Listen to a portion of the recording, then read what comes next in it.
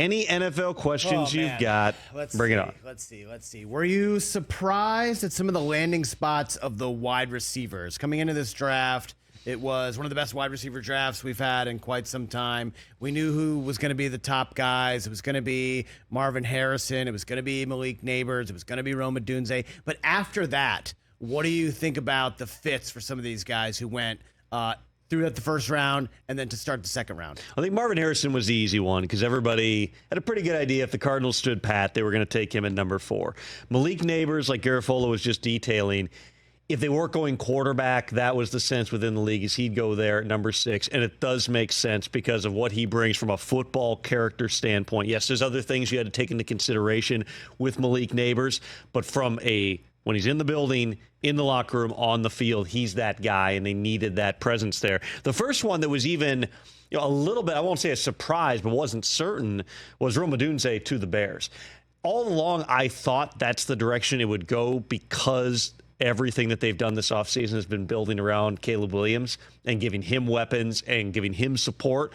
So bringing him in as opposed to, for instance, taking an offensive lineman, which is another thing that could potentially help him. Just kind of knowing the psychology of how they'd proceeded here. That one didn't take me aback, but it was legit. There were people in the league trying to figure that one out. When would Rome Odunze go? He could have gone as high as, if he didn't go to the Giants, number 7, even to the Titans. Were they always keeping the pick at 9, or was there a thought maybe they could move down? There was definitely a thought. They were open to listening throughout the pre-draft process, but there weren't trades up at the top. Yeah. And so those opportunities, especially when Michael Penix comes off the board at 8, well, now any chance that somebody's going to trade into your spot to leapfrog the Vikings, unless it's for J.J. McCarthy, that piece of it goes away as well. And later on, it seemed like it was a lot of the wide receiver needy teams. Like the obvious ones on paper were the ones that ended up taking receivers. Brian Thomas going to the Jaguars. Brian Thomas, that one's going to be fascinating because he was not that alpha male type of guy in the receiver room at LSU. That was Malik Neighbors. He didn't have to be. And his play was a little bit up and down, but he was highly productive for LSU. He has tape. When you talk to coaches and scouts, his highlight reel is some of the best stuff you're going to see. It's just down in and down out. Is he always that dude? But for a Jaguars team that totally thought they were getting Calvin Ridley back and then had the rug pulled out and he ends up going to Tennessee, that one made sense. And then you go further down, Panthers jumping up one spot to take Xavier Legette. That one made a lot of sense. The Chiefs taking Xavier Worthy. I think every mock draft by the end had them taking Xavier Worthy. They didn't have the Chiefs doing it by trading up with the Bills to 28, but they had him taking him at 32. That fit made sense. Keon Coleman to Buffalo. You knew Buffalo needed a wide receiver. We talked about that one yesterday. Ladd McConkey maybe is the most interesting one because I don't know if you're sitting there thinking about the Chargers' needs. Offensive line, they addressed that in round 1 with Joe Alt. I don't know that you would have put slot receiver, right? Even though, Ladd McConkey could play inside and outside, but I don't think you would have had that super high up. Obviously, they had a lot of losses at the wide receiver position with trading Keenan Allen, with Mike Williams moving on. They needed help at that position, but Ladd McConkey's a little bit different in terms of his play style. To me, that says they felt like this was the perfect type of a fit for what they want to do offensively here. And it's going to be fascinating to see. I wanted to ask Chase Daniel about this, too, because he played with Justin Herbert with the Chargers. Herbert's played for a couple of different coordinators. He's played for Joe Lombardi, who is a Sean Payton type of disciple. It's kind of that advanced evolution of the West Coast system. And then Kellen Moore last year, who comes from a completely different, he grew up under like Scott Linehan and that style of offense. What the Chargers are going to do now and the way that everything is going to come off the run game, you would think based on the history of Greg Roman and Jim Harbaugh, is a different deal now. It could be really good for Justin Herbert where for the first time maybe in his career, he's not having to be the guy who throws the ball 50 times a game and has to throw for 500 yards and is in shootouts. So the defense is going to be a big part of that too.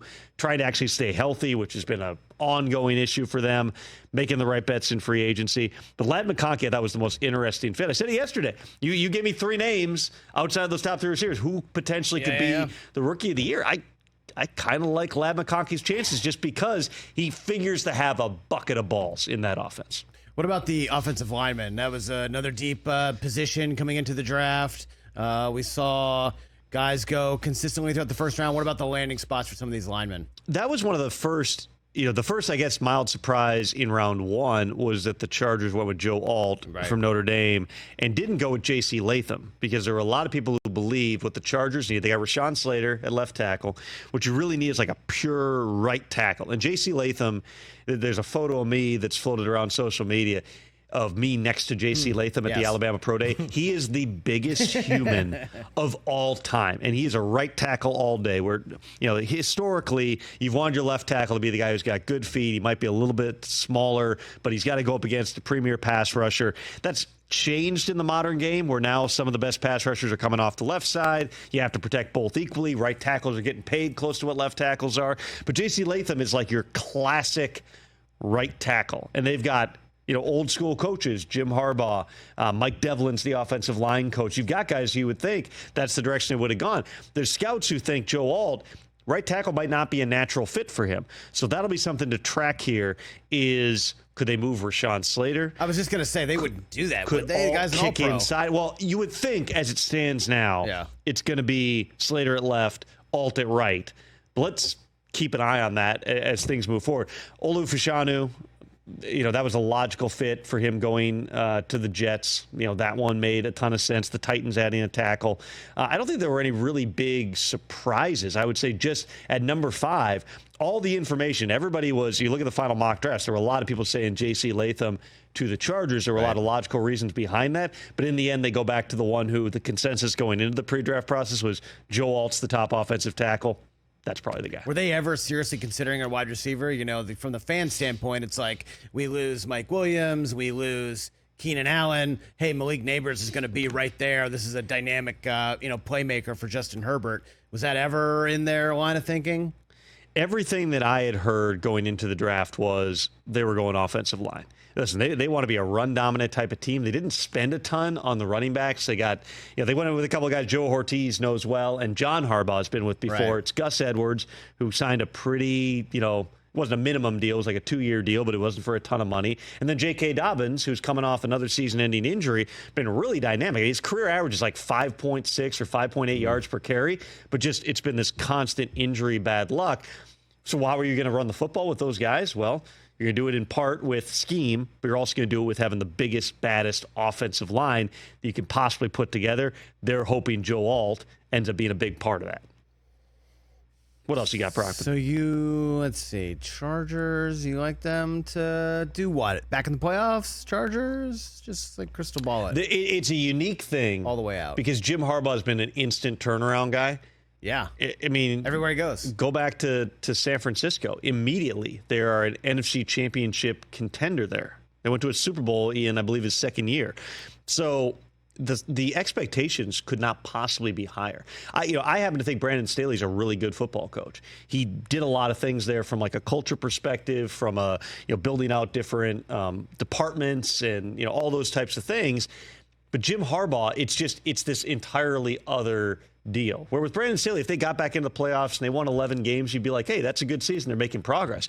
If Jim Harbaugh goes 11-6 and loses in the second round of the playoffs, people are going to look at that and say it's a disappointment. And that's not me putting high expectations on Jim Harbaugh. It's the reality that he's been this turnaround artist. He's coming off a national title. You gave him top dollar for a head coach, and he's running the organization. I mean, the videos are fun. Him singing the Michigan Fight song, and he's living in a van down by the ocean.